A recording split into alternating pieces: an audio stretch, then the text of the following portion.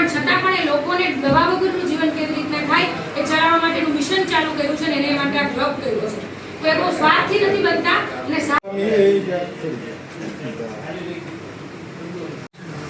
મંગલમ ભગવાન વિષ્ણુર મંગલમ ગરુડધ્વજા મંગલમ પુંડરીકાક્ષ મંગલાય તનો. જો હવે આપણે કહીએ ને શું કરી મજામાં, એ આપણી આદત થઈ ગઈ છે કે મજામાં. એક્ચ્યુઅલી બધા મજામાં છો? તમે બધા પૂછો તમારી જાતને, તમે બધા મજામાં છો ખરા? કોઈને કાંઈ તકલીફ નથી એવું છે ખરું? નહીં. તો આપણે લોકો છે ને એ આદત થઈ ગઈ છે કે કોઈ પૂછે કેમ છો તો મજામાં, પણ છતાં આપણે બધાને કોઈકને પગ દુખતા હશે, કોઈકને માથું દુખતું હશે, કોઈકને બીપીની દવા ચાલતી હશે, કોઈકને ડાયાબિટીસ હશે ને, કોઈકને બાળક બીમાર હશે, કોઈકને વડીલ બીમાર હશે, ઘરમાં હશે, છતાં આપણે લોકો કહી દઈએ છીએ મજામાં.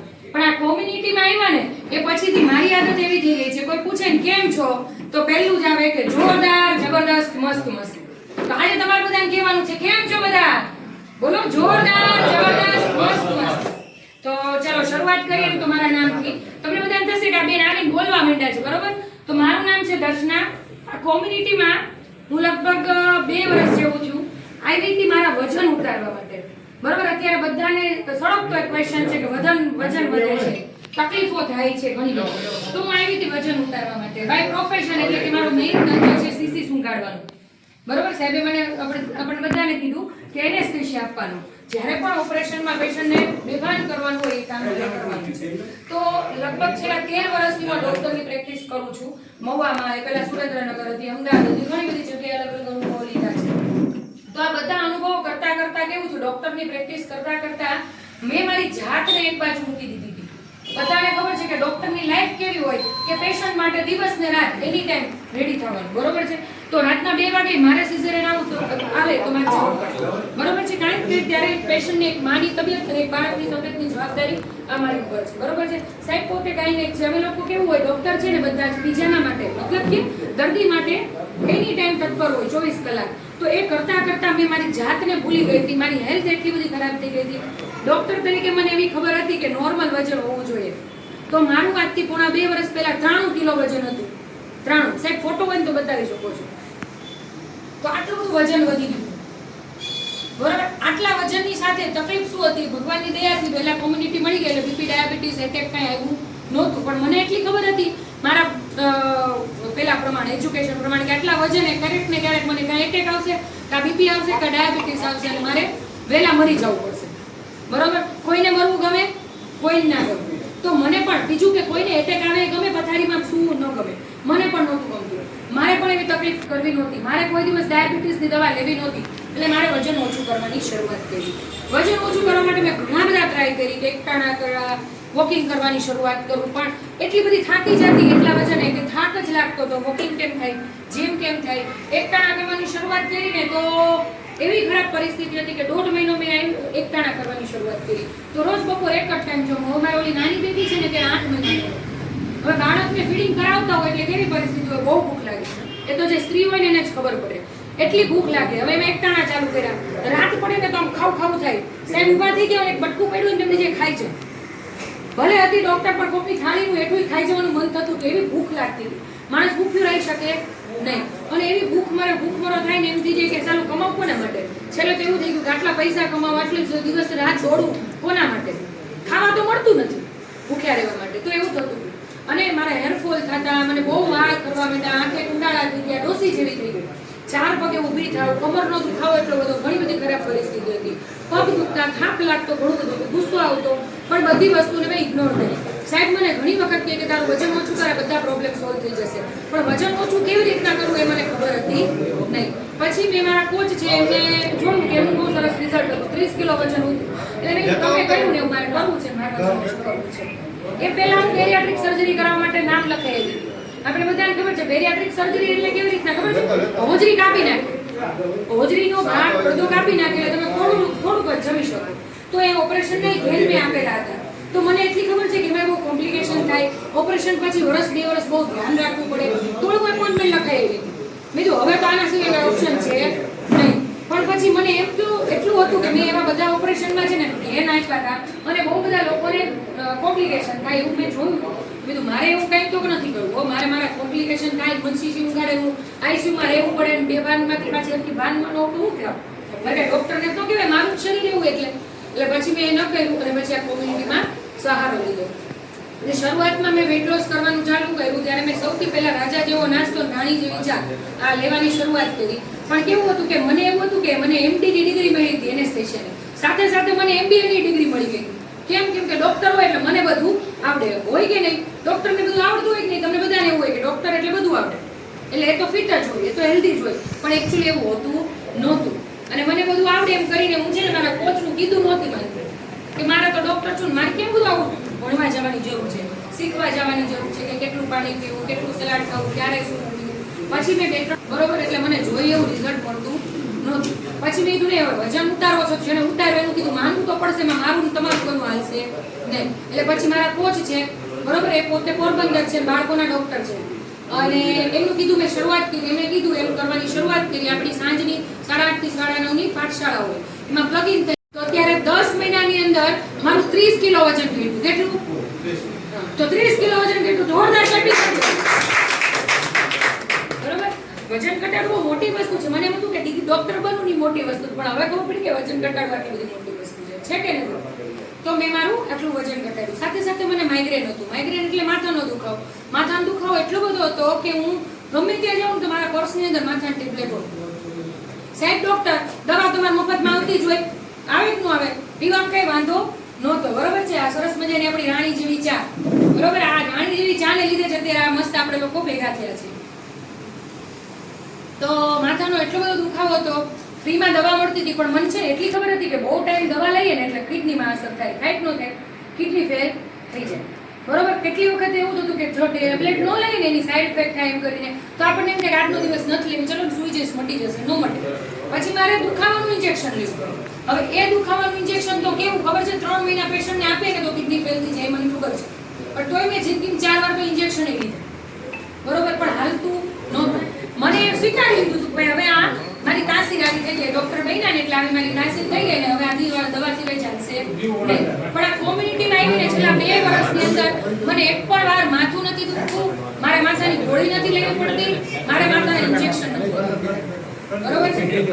તો આ આવું સરસ મજાનું મને ઘણા લોકો પૂછશે કે આ ચાની કઈ સાઈડ ઇફેક્ટ થાય, તો આવી સરસ મજાની મને બોનસ ઇફેક્ટ મળી છે. સાઈડ ઇફેક્ટ ને બોનસમાં રિઝલ્ટ મળે છે.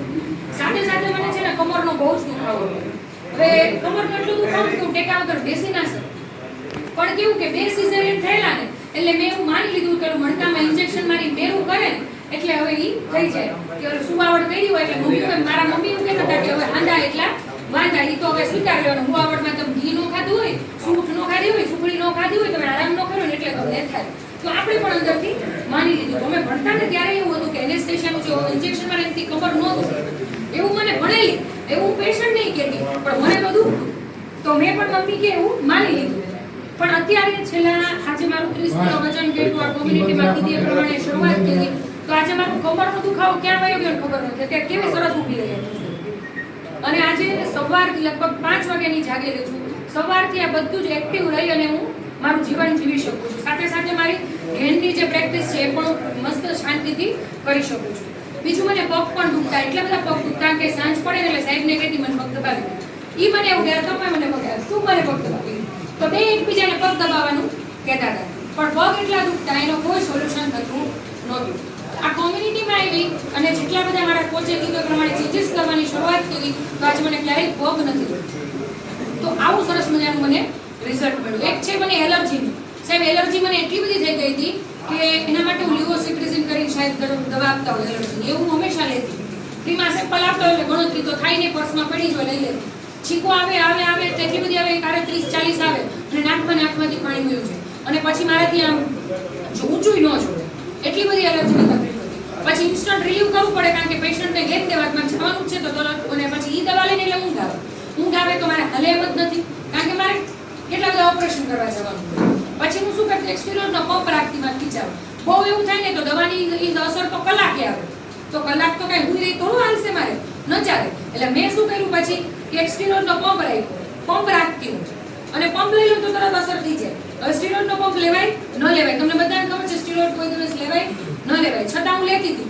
ઘણી ખબર હતી કે આના વગર ચાલતું નથી, પણ આ કોમ્યુનિટીમાં આવી તો વજન ઉતારવાની સાથે સાથે આઈ મારું કેવું હોય એવું મને ખબર હતી. અને જો આટલું ચોમાસું ઠંડુ વાતાવરણ છે, ઉજાગરા થાય છે, બધું જ થાય તો મને કોઈ દિવસ શરદી થઈ નથી. બાકી કેવું થાય, શિયાળો આવે, ઠંડુ વાતાવરણ આવે એટલે શરદી થઈ જાય. હવે છેલ્લા 2 વર્ષથી શરદી કેવી ની મને ખબર પડી નથી, છીકો કેવી મને ખબર પડી નથી. આવું સરસ મજાનું જોરદાર રિઝલ્ટ મળ્યું છે. તમને લોકોને એવું થશે કે આવું રિઝલ્ટ મળે ક્યાંથી, કેવી રીતના? કેટલા લોકોને એવું છે કે મારે આવું સરસ મજાનું રિઝલ્ટ જોઈએ? કોઈ જોઈએ? જો ભગવાન દેવા આવ્યા છે તો હાથ ઊંચો કરવાનો, કે આમાં જો તો દેશે ને તો નહીં આવે. તમે જોડાયેલા છીએ. હા, સરસ સરસ. તમે જોડાયેલા છો. શું નામ તમારું ભાઈ? રામભાઈ. તમે કેટલા ટાઈમથી લ્યો છો ચા નાસ્તો? ના હમણાં તો લગભગ ઓછામાં ઓછું 3 મહિનાથી ચાલુ થાય. એક મિનિટ તમે ઊભા રહો. સરસ. આપણે રામભાઈ માટે ક્લેપિંગ કરી દઈએ જોરદાર. તમે કેટલા ટાઈમથી લ્યો છો આપણો ચા નાસ્તો? 3 મહિનાથી. તમને શું રિઝલ્ટ મળ્યું? શું તકલીફ હતી પહેલા? એસિડિટીનો પ્રોબ્લેમ હતો, એમાં થોડીક રાહત થઈ છે ત્યારે. બાકી કમરનો દુખાવો છે, વાહનો દુખાવો છે, એમાં ધીરે ધીરે રાહત થાય. તમે ક્યાં રહ્યો છો? વડોદરાનગર. Yes sir. બસ તો હવે તમારે ઘણાંગડી સ્વાસ્થ્યની પાઠશાળા આવી જાય છે એટલે તમે મજા આવે. જૂનાગઢ આપણે રૂબરૂ હા, હવે તમારે રોજ અહીંયા આવવાનું. બરોબર ને? એટલે સોલ્યુશન થઈ જશે. સરસ, જોરદાર. બીજા કોઈ અનુભવ કરેલો છે ચા નાસ્તોનો? સાહેબ તમને થોડુંક કયો રિઝલ્ટ તમારું. તમે તમને બધાએ જોયું હશે આજથી 8 મહિના પહેલા જોડાણો કે જેની અંદર આપણે દવા વગરનું જીવન અને આગળ વધારે જીવન કઈ રીતે જીવી શકીએ. બાકી તો દવાઓ લેતો જ તો 7 વર્ષ, અને એ બધી દવા એવી હોય કે જે મેડિકલમાં છે એ તો આપણે જીવીએ ત્યાં સુધી લેવાની હોય. જેને બીપી ડાયાબિટીસ હતી હોય એને ખ્યાલ જ હોય કે એનો અંત નથી આવતો, અને એ દવાની અસર એ પછી શરીર ઉપર થતી જાય અને આપણી ઉંમર ઘટતી. માત્ર ખાલી 18 કિલો વજન ઓછું થયું એટલે બીપી ઊભું નથી રહ્યું, ડાયાબિટીસ ઊભી નથી રહી, અને એક પણ દવા અત્યારે લેતો નથી. જોરદાર. સાહેબ માટે જીવવાની એવી મજા આવે કે પેલા ઘરે જવું હોય ને તો ગાડીની રાહ જોતા. અત્યારે ઘર છે રુદ્રાક્ષમાં, ગાડી ન હોય તો ગાડી ગોતવાની ન હોય, ચાલતા થઈ જાય. શું કામ? કે આપણને અંદરથી એવી એનર્જી આવે, કારણ કે એક મણ ઓછું લઈને આપણે ફરવાનું છે એટલે શરીરને કંઈક શાંતિ થાય. અને બીપી ડાયાબિટીસ આ બધા દર્દો એવા છે કે મેલેરિયા હોય એ તો આપણને મચ્છર કરડે એટલે થાય. આ બીપી ડાયાબિટીસ એ આપણે નોતરીએ છીએ કે આવો હવે મારા શરીરમાં છે તમારે ખાવાનું. માત્ર ને માત્ર આપણી ખાણીપીણીથી થાય છે અને આપણા ખોરાકથી થાય છે. જો એમાં આપણે સુધારીએ તો જ આનો સંપૂર્ણ નાશ થાય. બાકી તો દવા જે લઈએ ત્યાં સુધી દવાથી કાબૂમાં રહી છે, એનો નાશ થતો નથી. એટલે નથી પણ 10 વર્ષ જૂના ખર્ચવા હતા એની મેં કોઈ પણ જાતની દવા લીધી નથી. આવા ખર્ચવા હોય ને એ પણ એની જાતે વૈયા ગયા છે કે જેના માટે મને ખ્યાલ નતો કે આ વૈયા થાય. હું તો માત્ર વજન ઘટાડવા ગયો હતો, પણ શરીરમાંથી દર્દ ગોતીને બહાર નાખી દઈ એ આ પાઠશાળા છે. અને આની અંદર કોઈ દવાઓ આપવામાં આવતી નથી, માત્ર ને માત્ર ન્યુટ્રિશન આપવામાં આવે કે જે આપણે હેલ્ધી ખોરાક કહેવાય, કે જેને અમે રાજા જેવો નાસ્તો કહીએ, અને આજે આ ચા કહેવાય પ્રાણી જેવી. શરીરની અંદરથી દરેક દર્દો કાઢી નાખે અને આપણને તંદુરસ્ત અને સ્ફૂર્તિવાળું જીવન આપે. કે આપણી ઉંમર અત્યારે હાલમાં જોવા જઈએ તો મારી છોકરી છે 7 વર્ષની, એને કાંઈ તકલીફ નથી. અહીંયા ઊભી મારો છોકરો છે એ 11મું ભણે છે, આ 7મું ભણે છે, મારી ઘરવાળી છે, એને કોઈને કાંઈ તકલીફ નથી. છતાંય મારે ઘરે નાસ્તો આ જ થાય છે. હવે હું કામ એક પ્રકારના ખોરાક જ છે આપણે, જો આપણે સમજીએ. પણ આ બધું સમજવું અત્યારની પબ્લિકમાં જોઈએ તો આપણે બધાના જંક ફૂડ બહાર અત્યારે નીકળો. આ દાદાના વર્ષો થઈ ગયા, આજથી 30 વર્ષ પહેલા જેસરમાં એટલા બધા લારીવાળા હતા. અત્યારે લારીવાળા લાઈન થાય એ જ આપણને નડવાનું છે, એ જ નડે છે. તો એમાંથી કઈ રીતે બહાર નીકળવું એ અહીંયા શીખવાડવામાં આવે છે. આપણે હવે રોજ સવારે 7 થી 8 1 કલાક માટે આ બધું ચાલુ રહે હોસ્પિટલની અંદર. આને લગતું જ્ઞાન આપવામાં આવશે, આને લગતું માહિતી આપવામાં આવશે. એટલે આવતીકાલે સવારથી રોજ માટે જેને આવવું હોય એના માટે ખુલ્લું જ છે, અને જે આવે એના ભાગશાળી છે આવશે એવું માનીને. બાકી હું તો શું જ. હવે આપણે પૃથાનું જોઈએ. પૃથા, તું આપણે શેર કર કે તું આ નાસ્તો કેટલા ટાઈમથી લે છે અને તને શું રિઝલ્ટ?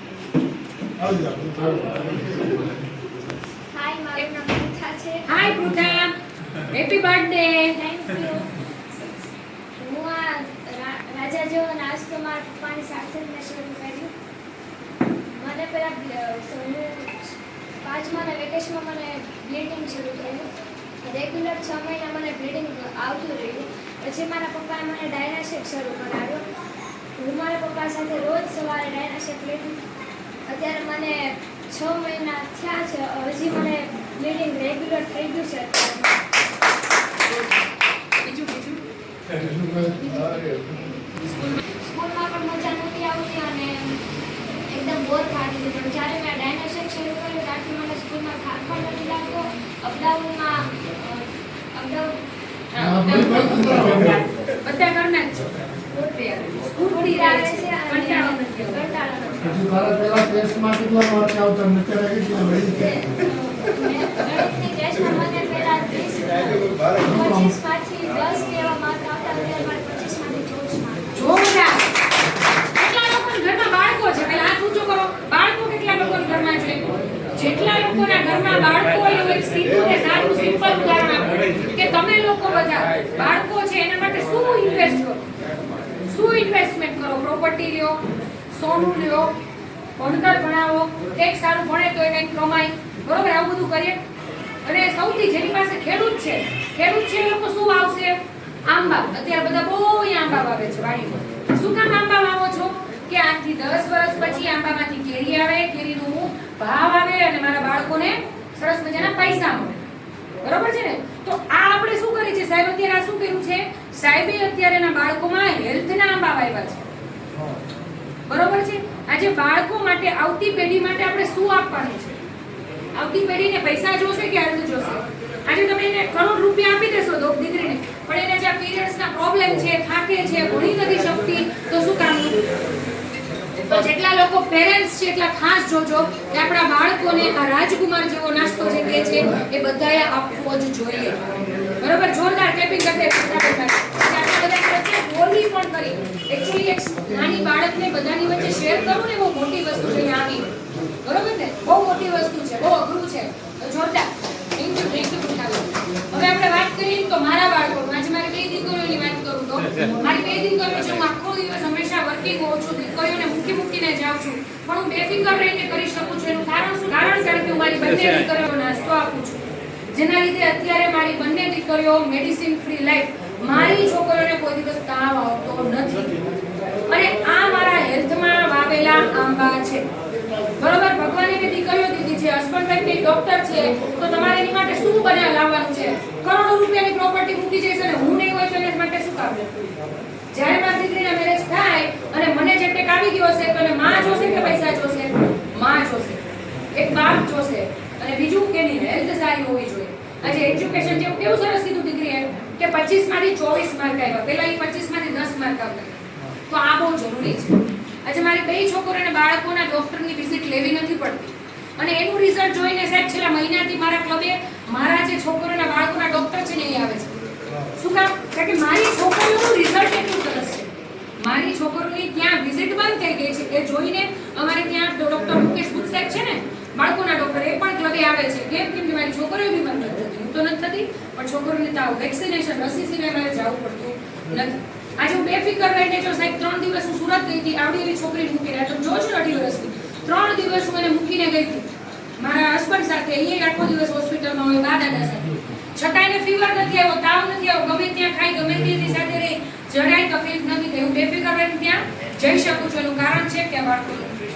આજે મારા ઘરે સાહેબની જેમ 4 જણા અમે લોકોનો સવારનો નાસ્તો આ છે. અને હું અત્યારે એટલી ખુશ છું કે છેલ્લા 1 મહિનાથી અમારા સાહેબનો નાસ્તો એ જ છે. મારા સાહેબ પણ અમારી સાથે ખબે આવે છે. કારણ કે આજે મારે કરવું છે. મેં મારું વજન ઘટાડવું, પણ હું ઈચ્છું છું કે આ બધી જ વસ્તુ મારે જો જિંદગી જીવવી છે કોની સાથે? આપણા સગાવાલા, આપણા ફેમિલી મેમ્બર્સ, હસબન્ડ સાથે, મમ્મી પપ્પા સાથે, એમના માટે સાથે, બરોબર છે ને? એના વગર આપણને ગમે? એકલા જીવન જીવાશે નહીં. તો આજે હું તમને શેર કરું તો મારા મમ્મી 65 વર્ષની ઉંમર છે અને ભાવનગરથી રહે છે. તો મારા મમ્મી, મારા પપ્પા, મારા ભાઈ, ભાભી ભાવનગર છે, એ પણ આજ નાસ્તો લે છે સવારે. એમના ઘરે પણ ચા વાસી બનતી નથી અને આજ નાસ્તો લેવાય છે.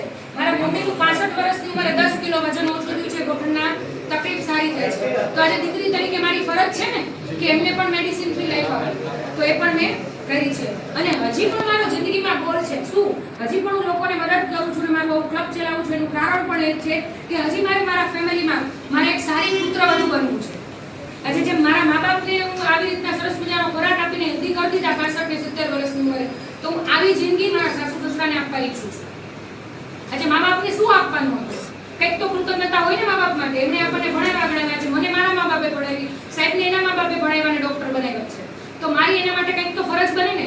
તો હવે મારું એક ટાર્ગેટ છે, મારો ગોલ છે કે મારે હું લોકોને પણ એટલી જ મદદ કરું છું. એમાંય મારો એ સ્વાદ છે કે હું જ્યારે લોકોને, પૃથ્વી પરનો નિયમ છે કે તમે પૃથ્વીને જે આપો ને એ ભગવાન તમને આપશે, છે કે નહીં? આપણે લોકોના બધાના સમાજમાં હિન્દુ છે ને એ વંશી બધા, અને કહેવાય છે ને કે દાન કરવું જોઈએ. દાન કરીએ કે માણસ, આપણે બ્રાહ્મણને ખબર છે કે મરે એ પહેલા અન્નનું દાન આપીએ, વસ્ત્રનું દાન આપીએ, બધું જ દાન આપીએ છીએ. તો આપણે દાન આપીએ શું કામ? કારણ કે મર્યા પછી આપણને બીજી યોનિમાં આપણને ખાવાનું મળે, કપડાં મળે, બધું મળે. બરોબર ને? બ્રાહ્મણજી એમને ખબર છે બરાબર. તો અત્યારે હું એ પૂછું, મર્યા પછી તો મને કઈ ખબર નથી, હું બીજા ખોડિયામાં વહી જવાની છું. પણ અત્યારે આપણે શું કરી શકીએ? તો અત્યારે હું યુનિવર્સમાં બસ એટલે ભગવાનને એક જ પ્રાર્થના કરું કે લોકોને હેલ્થ મેળવવા માટે મદદ કરું છું, ક્લબ ચલાવું છું, જેનાથી મને, મારા ફેમિલીને, બધાને ભગવાન હેલ્થ આપશે. અને આ હેલ્થ ક્યાંથી મળે? તો આ ક્લબથી. બરોબર છે? આ ક્લબ એટલે બનાવ્યું છે સાહેબે પણ કે જ્યાં તમારે લોકોને હેલ્થ મળશે. અહીંયા પણ લોકો બીમાર આવે છે, દવાખાનામાં પણ લોકો બીમાર આવે છે, પણ છતાં દવાખાનામાં જ્યારે ડોક્ટર પાસેથી દવા લઈને ઘરે જાય ને ત્યારે એનું મૂળ પડી ભાંગેલું હોય. આટલી બધી દવા પીવી પડશે? સાહેબ કહે છે બીપી આવ્યું છે, બીપી તમારે આજીવન દવા પીવી પડશે. એટલે એક જ ટેન્શન કે હવે મારે આજીવન દવા પીવાની, ગમે ત્યાં જાઉં. એ ટેન્શન સાથે, દુખાવા સાથે અને પીડા સાથે ઘરે જાય છે દર્દી. અને જ્યારે આ ક્લબમાં આવશે ને સવારમાં, જ્યારે પણ બીપી અને ડાયાબિટીસ અને ગોઠણના દુખાવા લઈને જ આવશે, પણ જ્યારે એ જશે ને ત્યારે એની મોઢા પર સ્માઈલ હશે. કારણ કે આ ક્લબમાં એક જ વસ્તુની ગેરંટી છે કે અહીંયા તમે દવા વગર જીવી શકો છો. આ ક્લબમાં કોચ તમને એવું કહેશે કે તમારી દવા બંધ થઈ શકે છે. અને આ પોઝિટિવિટીને લીધે તમે આજીવન તંદુરસ્ત રહી શકશો, બીજે ક્યાંય નહીં. અને એટલા માટે આ ક્લબ કર્યું છે રાકેશ સાહેબ. સાહેબ માટે જોરદાર ક્લેપિંગ કરી આપો.